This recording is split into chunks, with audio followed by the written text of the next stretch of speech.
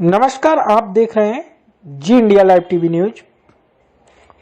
आम आदमी पार्टी सांसद और उत्तर प्रदेश के प्रभारी संजय सिंह ने आज मुरादाबाद में योगी सरकार पर जमकर निशाना साधा। आम आदमी पार्टी सांसद और यूपी के प्रभारी संजय सिंह ने आज मुरादाबाद में योगी सरकार पर जमकर निशाना साधा।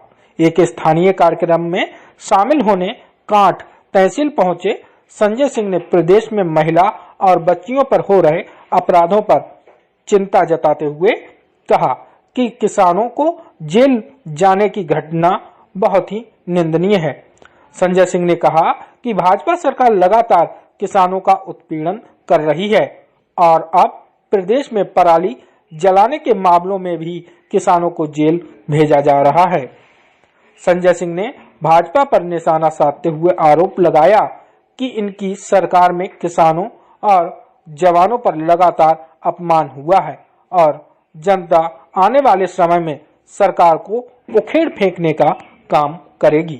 जी India live TV news bureau report Moradabad. क्या लगता है आपको? देखिए, अभी कल की जो घटना है, जिस तरह से उत्तर प्रदेश में किसानों को गिरफ्तार करके जेल में डाला जा रहा है पराली के नाम पे, हमारे देश के पूर्व प्रधानमंत्री स्वर्गीय लाल बहादुर शास्त्री जी ने नारा दिया था, जय जवान जय किसान। और भारतीय जनता पार्टी और योगी आदित्यनाथ का नारा हो गया है, मर जवान मर किसान। न किसान को उसके फसल का दाम मिलता है, न उसको कर्ज माफ़ी का लाभ मिलता है, न स्वामीनाथन आयोग की रिपोर्ट लागू होती है, और एक किसानी बिल केंद्र सरकार लाकर किसानों को मरने के लिए मजबूर करती है। एक ऐसा कानून लेकर आई है जिसमें एमएसपी पूरे देश के अंदर समाप्त हो गई। एक ऐसा कानून लेकर आई है जिसमें पूंजीपतियों के लिए असीमित भंडारण की छूट है, और पराली के नाम पर आप किसानों के ऊपर मुकदमे लिख रहे हैं, उनको जेल में डाल रहे हैं, उनके ऊपर लाखों का फाइन कर रहे हैं। तो इस मामले को लेकर आम आदमी पार्टी ने साफ तौर पे योगी आदित्यनाथ की सरकार से कहा है कि जो किसान जेल में भेजे गए हैं उनको रिहा करो, वरना आम आदमी पार्टी पूरे प्रदेश में सड़कों पर उतरेगी किसानों की रिहाई के लिए। आप मुझे बताइए, क्या सिर्फ किसान से प्रदूषण हो रहा है? इतने बड़े बड़े पूंजीपति उद्योगपति हैं जिनकी वजह से प्रदूषण फैक्ट्रियों से फैलता है, उनकी कितने किसान तो गिरफ्तार हो गए, कितने पूंजीपति और उद्योगपति का कॉलर पकड़ के गिरफ्तार करके जेल भेजा गया? तो पहली बात तो ये है, इस वक्त किसान उत्तर प्रदेश में बदहाली की मार झेल रहा है, एमएसपी ना मिलने की वजह से रो रहा है, आत्महत्याएं करने को मजबूर है, नंबर एक। दूसरी बात, अगर हम लोग अपराधीकरण की करें तो आज उत्तर प्रदेश में आदित्यनाथ के राज को जंगल राज कहना भी शायद कम होगा, क्योंकि जंगल का भी अपना कुछ कानून होता है। उत्तर प्रदेश में मिशन शक्ति के नाम पर एक ढोंग चल रहा है, करोड़ों रुपए का प्रचार हो रहा है।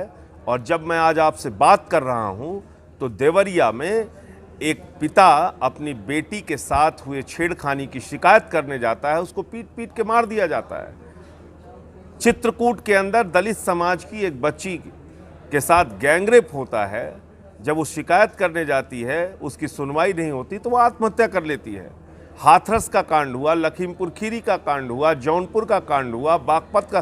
पूरे उत्तर प्रदेश में मासूम बच्चियों के साथ बलात्कार की घटनाओं में इतनी तेजी के साथ वृद्धि हुई है, ऐसा लगता है कि आज बेटियों के लिए उत्तर प्रदेश आदित्यनाथ का राज कब्रगाह बन गया है। और इसलिए आदित्यनाथ जी को अब अपने पद पर रहने का कोई अधिकार नहीं है, उनसे कानून व्यवस्था संभल नहीं रही है, उनसे किसानों की समस्याओं का समाधान नहीं हो रहा है, उनको अपना पद त्याग देना चाहिए। ऐसा मुख्यमंत्री जिसके राज में कोरोना की महामारी में घोटाला हो। आपके बगल का जिला है बिजनौर, यहाँ पर 1600 रुपये का थर्मोमीटर 13,000 में खरीदा गया, 800 रुपये का ऑक्सीमीटर 5,000 में खरीदा गया, 800% कमीशन चल रहा है। भगवान राम का नाम आप लेते हैं, भगवान श्री राम ने, प्रभु श्री राम ने आपको ये शिक्षा दी है कि आप दलाली खाइए, कमीशन खाइए और महामारी में, आपदा में अवसर ढूंढिए। तो कुल मिला के आज प्रदेश की ये हालात हैं और इसी को लेकर आम आदमी पार्टी हर ज़िले के अंदर हम लोग जा रहे हैं और जनता को जगाने का काम कर रहे हैं, सदस्यता अभियान चला रहे हैं। आज अनुज जी अपने तमाम साथियों के साथ पिछले दिनों इन्होंने ज्वाइन किया था पार्टी, और आज इनके यहाँ भी एक मीटिंग है जिसमें बहुत सारे लोग अभी यहाँ काठ में जुड़ेंगे। बिजली एक बहुत बड़ी विकराल समस्या के रूप में उत्तर प्रदेश में सामने आई है। आप लोगों ने सुना होगा लाखों की संख्या में यहाँ स्मार्ट मीटर लगे, और वो स्मार्ट मीटर स्कैम मीटर बन गए हैं। स्मार्ट मीटर 30% तेजी से भाग रहे हैं और पिछले 2 साल से लोगों के घरों में लगे हैं। तो 2 साल से 30% ज़्यादा बिल आप हमसे ले रहे हैं और हमारा ही कॉलर पकड़ के हम ही को जेल में भेज देते हैं, हमारी बिजली काट देते हैं। बकाये के कारण अशोक भारती नाम के एक मोची का व्यापार, छोटी सी दुकान लगाने वाले व्यक्ति ने आत्महत्या कर ली बनारस में। तो बिजली का जो स्कैम मीटर है, जो स्मार्ट मीटर आदित्यनाथ जी कहते हैं, उसके खिलाफ भी आम आदमी पार्टी पूरे प्रदेश में एक बड़ा आंदोलन करेगी। जितना 30% ज़्यादा पैसा वसूला गया है बिजली का बिल, वो ब्याज सहित लोगों को वापस किया जाए, बिजली उपभोक्ताओं को वापस किया जाए। तो ये तमाम बातें थी जिसको लेकर हम लोग काम। भारतीय जनता पार्टी ने एक अभियान चलाया, अपने सांसदों को भेजा, किसानों से बात करने के लिए भेजा। उनका कहना यह था कि बहुत फायदेमंद है ये। आप किसी भी मंडी में, अगर मुरादाबाद में कोई मंडी हो या कांठ में कोई मंडी हो, आप वहाँ चले जाइए और आप देख लीजिए। अगर मेरी बात झूठ हो तो आप मुझसे बात कीजिएगा। मैं साफ तौर पे कह रहा हूँ, किसान को उसके उपज का दाम नहीं मिल रहा है, किसान को एमएसपी नहीं मिल रही है, और ये किसान के साथ बहुत बड़ा धोखा है। और इसीलिए मैंने पार्लियामेंट में इसका विरोध किया था। मुझे 7 दिन के लिए सस्पेंड भी किया गया, वो कोई मुद्दा नहीं है। लेकिन मैं आपको बताना चाहता हूँ कि किसानों के लिए ये किसानी बिल जो मोदी जी लेके आए हैं, ये एक बहुत बड़ा मौत का फरमान उनके लिए साबित होगा आने वाले दिनों में। और अभी ही हम लोग उसके हाल देख रहे हैं कि किस तरह से महंगाई बढ़ रही है, किस तरह से एमएसपी नहीं मिल रही। अभी उपचुनाव हुआ है, क्या लगता है क्या? उपचुनाव में आमतौर पे सत्ता पक्ष अपना पूरा जोर लगाती है, लेकिन मुझे लगता है कि जिस तरह का गुस्सा लोगों के मन में है, तो वो वोट में भी जनता के बीच में दिखेगा।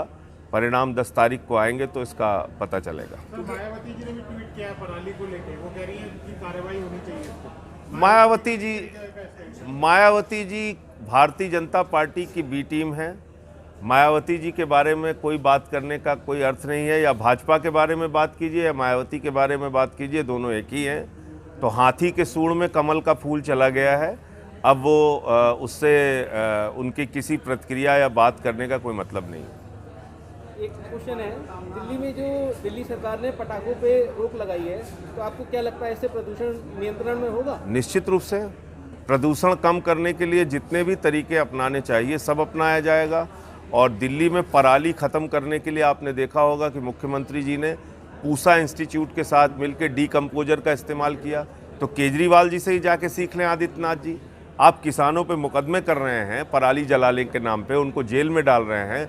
आप जाकर देखिए ना, दिल्ली में हमने डीकम्पोजर का इस्तेमाल किया, 20 दिन के अंदर वही पराली उसी खेत में खाद बन गई। तो किसान के लिए भी फ़ायदेमंद, और वो मुकदमे और जेल से भी बच जाएगा। आप जाइए, सीख के आइए। नहीं अगर कुछ कर पाते, हम दिल्ली में 200 यूनिट बिजली फ्री देते हैं, 400 यूनिट बिजली आधे दाम पे देते हैं। आदित्यनाथ जी की सरकार में पूरे देश में सबसे महंगी बिजली, और 24 घंटे में 7-8 घंटे की कटौती वाली बिजली, और स्मार्ट मीटर के जरिए स्कैम मीटर लगा के 30% ज़्यादा वसूली वाली बिजली ये मिल रही है हम लोग। सर, कैक्टस बिजनेसमैन कह रहे हैं कि पहले इन्फॉर्म कर देती गवर्नमेंट। हमारे यहाँ 2 साल से ग्रीन पटाखे के लिए आदेश है। तो ग्रीन पटाखे जिसके पास हैं, ग्रीन पटाखे का इस्तेमाल कर सकते हैं। जो ये इस तरह के पटाखे दगाने वाले हैं जिससे लोग धुआं का शिकार होंगे, प्रदूषण का शिकार होंगे, उस पर रोक है। अच्छा, उधर साध्वी प्राची कह रही हैं कि मैं लखनऊ में जाके मस्जिद में हवन करने की बात कर रही हूँ, क्या कहें? अब देखिए, ऐसे एलिमेंट के बारे में मैं कोई बात नहीं करना चाहता। किस तरह की? हर जिले में आपको 2-4 ऐसे लोग मिल जाएंगे जो उन्माद पैदा करते हैं, जो समाज में नफरत पैदा करते हैं। हिंदुस्तान की पहचान मोहब्बत है, हिंदुस्तान की पहचान हिंदू मुस्लिम की एकता है, हिंदुस्तान की पहचान अलग अलग भाषा, अलग अलग जाति, अलग अलग धर्म, अलग अलग संस्कृति के लोग जहां एक साथ रहते हैं, वो हिंदुस्तान है। इसको तोड़ने की जो लोग कोशिश करेंगे उनको जनता खुद नाकाम करेगी और समय आने पर सबक सिखाएगी। आज आप देखिए, अमेरिका जैसा शक्तिशाली देश, वहाँ की जनता ने बता दिया कि जो लोग सांप्रदायिकता की बात करेंगे, नफ़रत की बात करेंगे, काले गोरे की बात करेंगे, वहाँ पे उनको पराजित किया जाएगा।